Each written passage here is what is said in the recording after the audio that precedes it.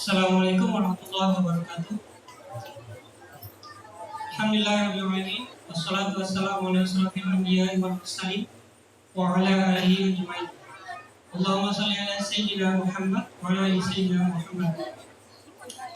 Alhamdulillah, segala puji kepada Allah Subhanahu wa taala yang masih memberikan nikmat iman dan Islam kepada kita semua.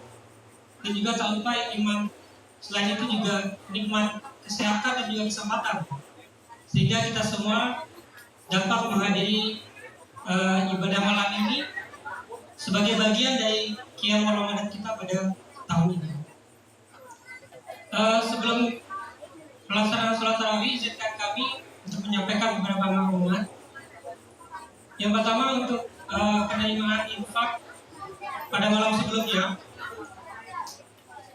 Untuk infak tarawih sejumlah Rp260.000, sedangkan untuk infak subuh Rp375.000. Alhamdulillah, semoga semua amal ibadah kita diterima Allah Subhanahu wa taala dengan balasan yang berlipat ganda. Amin ya rabbal alamin. Selanjutnya, seperti informasi sebelumnya, bahwa untuk pada weekend Sabtu dan Ahad sebelum pelaksanaan sholat tarawih akan ada kultum.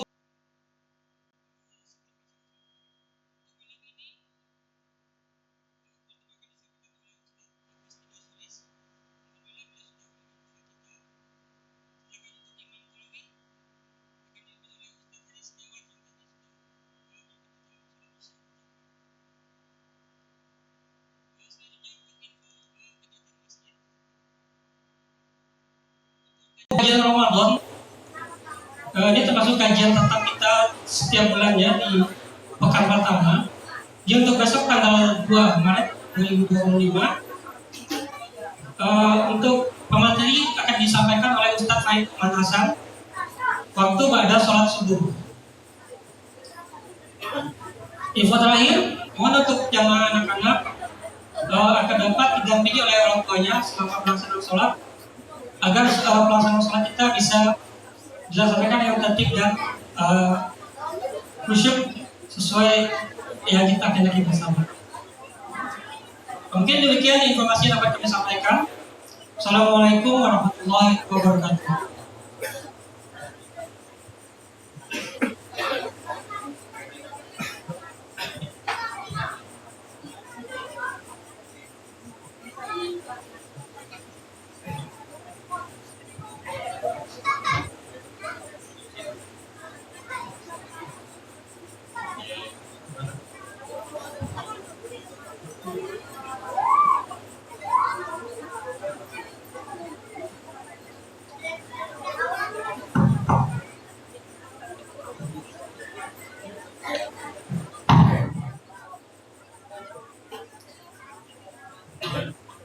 Bismillahirrahmanirrahim. Alhamdulillahirabbil alamin. Alhamdulillah alladzi ja'ala syahrul ramadan unzila fihi al-Qur'an hudan linnas wa bayyinatin minal huda wal furqan. Asyhadu an la ilaha illallah wahdahu la syarika lah wa asyhadu anna Muhammadan abduhu wa rasuluh alladzi balagha risalah wa adal amanah wa nasara al-ummah wa jahada fillahi haqqa jihadihi. Allahumma shalli wa sallim ala Muhammadin wa ala alihi wa sahbihi wa man tabi'ahum bi ihsan ila yaumiddin. Uhikum bi tahiyyatil Islam. Assalamualaikum warahmatullahi wabarakatuh. Bapak-bapak, ibu-ibu, adik-adik, dan ibu-ibu di atas semuanya, gimana kita sudah masuk bulan suci Ramadan? Senangkah? Berbahagiakah kita? Berbahagia tentunya. Kenapa? Kenapa kita berbahagia memasuki bulan Ramadan? Karena sebelum bulan Ramadan kita udah berdoa. Allahumma barik lana fi Rajab wa Sya'ban wa ballighna Ramadan.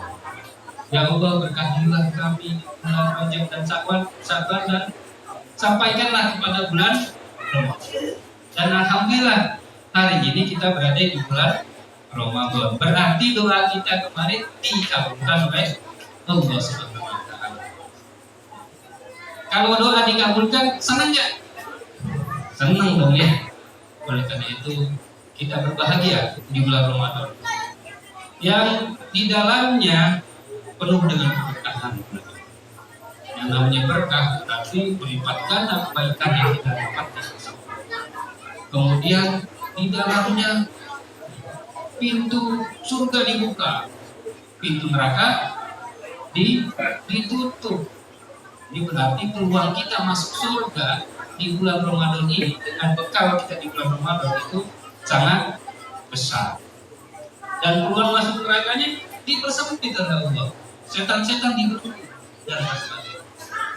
Oleh karena itu kita optimalkan sekali di bulan Ramadan ini supaya kita mendapatkan predikat apa namanya kalau bulan Ramadan kita puasa predikatnya kita dapatkan menjadi orang yang Aduh, anak-anak mana?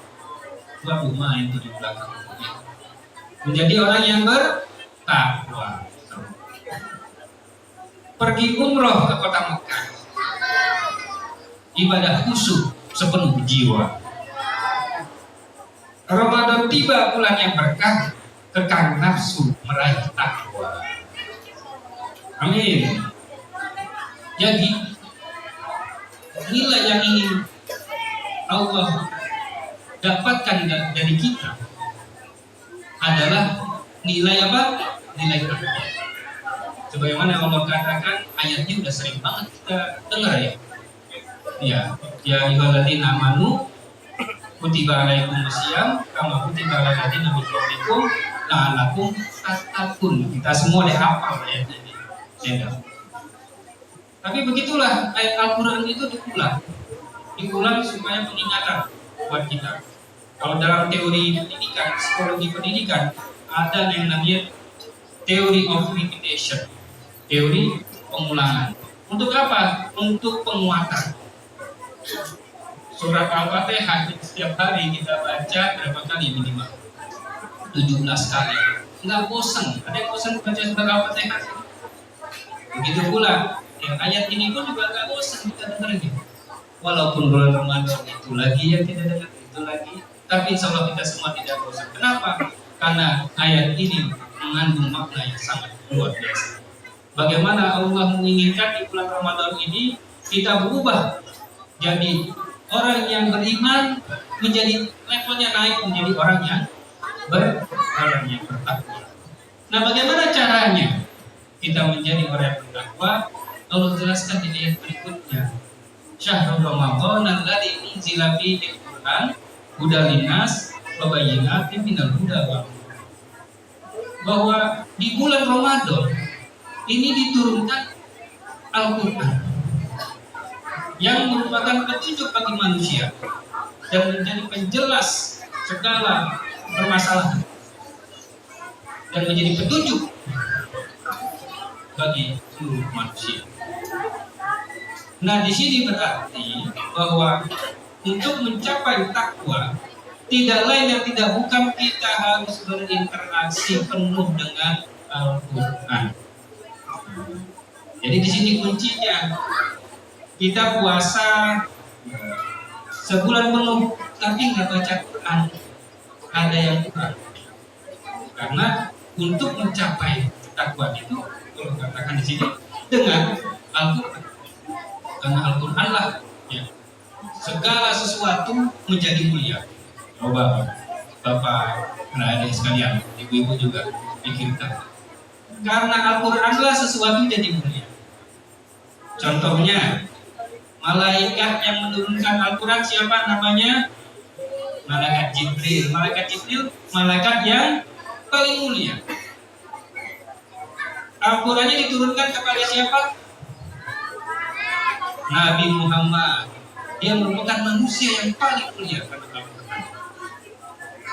Kemudian bulannya bulan apa diturunkannya? Bulan Ramadan. Bulan yang paling mulia. Harinya hari apa? Malamnya malam apa? Malam Lailatul Qadar. Dan sebagai malam yang paling mulia. Tempatnya di mana? Di Mekah dan di Madinah sebagai dua tempat yang paling mulia. Jadi segala sesuatu yang ada kaitannya dengan Al-Quran, insya Allah dia akan menjadi mulia. Begitu pula kita semua. Ketika kita berinteraksi dengan kuat dengan Al-Quran, insya Allah kita akan menjadi mulia. Dan juga oleh karena itu para penghafal Al-Quran ini dimuliakan oleh Allah Subhanahu Wa Taala. Akan nanti di yaumil akhir, setelah di manusia masuk ke dalam surga diberikan Al-Quran dari orang-orang yang berinteraksi dengan Al-Quran. Jadi ada 3 minimal. Tapi karena kalau semuanya kelamaan ya, bukan kultum lagi, tapi kuliah 1 jam, kuliah 7 menit. Jadi yang pertama, syarat interaksi kita dengan Al-Quran adalah dengan membaca. Dan saya melihat di Qariyatus Salam ini luar biasa.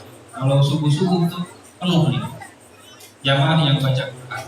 Ini menunjukkan bahwa memang interaksi dengan Al-Quran dalam aspek membacanya, tilawahnya sudah bagus, sudah oke.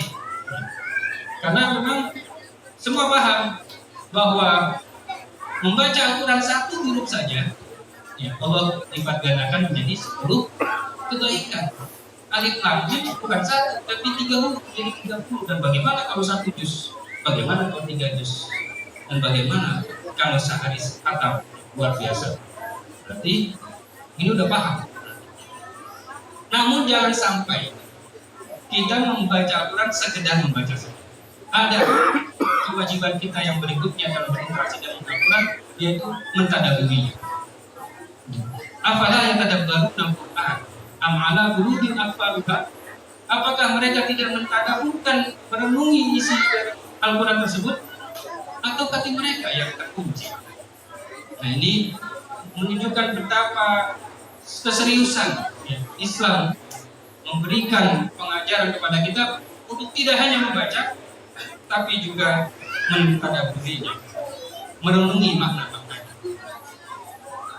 Hujat Islam Imam Al-Ghazali mengatakan bahwa Al-Quran bukan saja untuk dibaca dengan lisan, tetapi ia dibaca dengan hati dan diamalkan dengan perbuatan.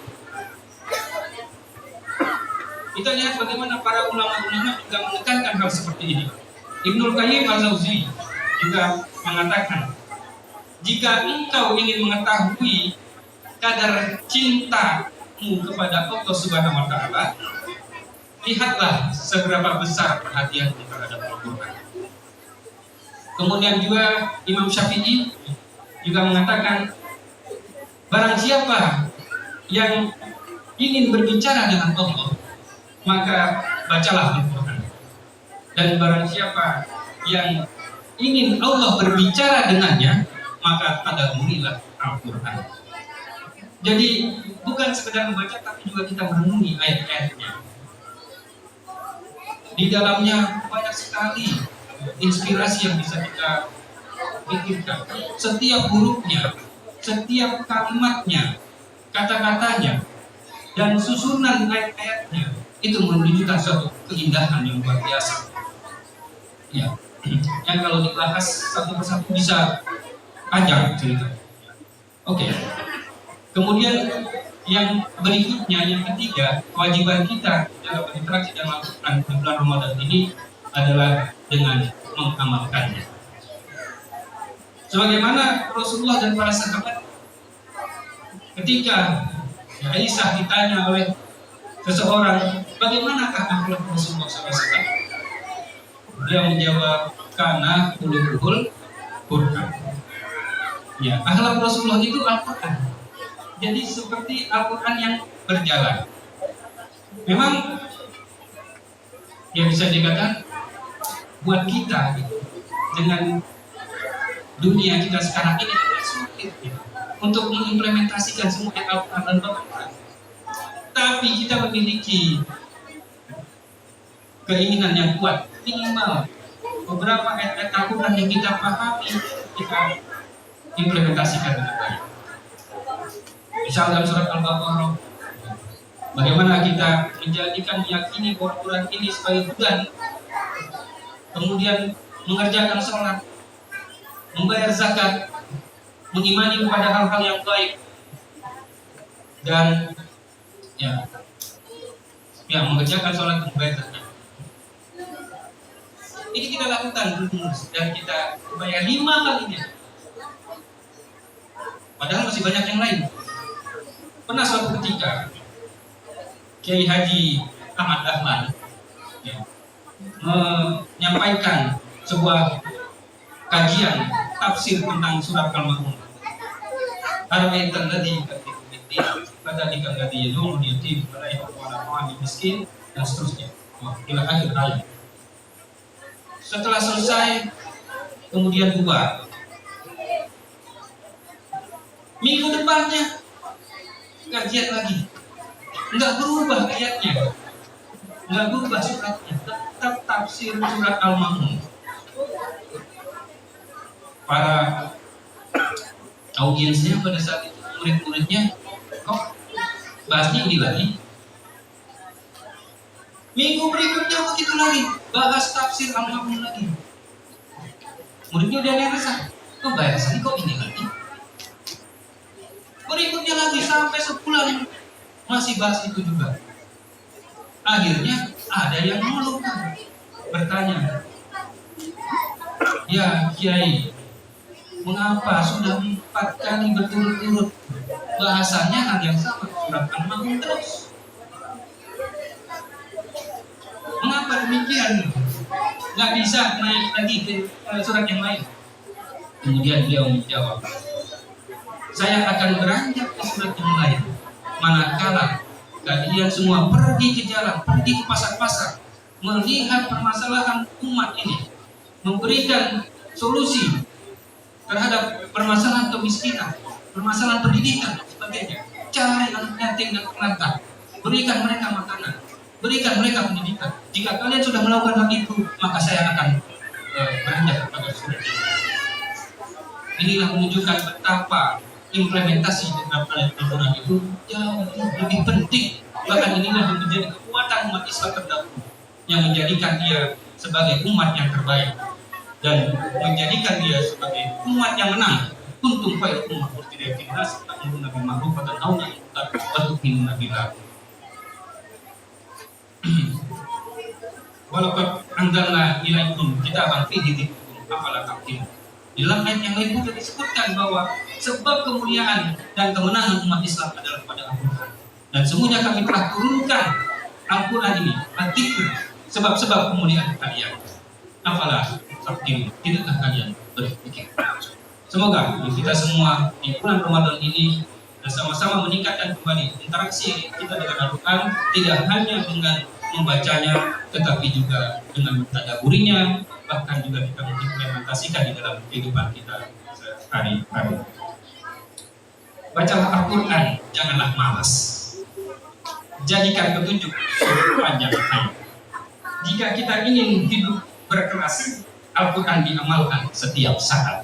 Wabillahi taufiq wal hidayah. Assalamualaikum warahmatullahi wabarakatuh.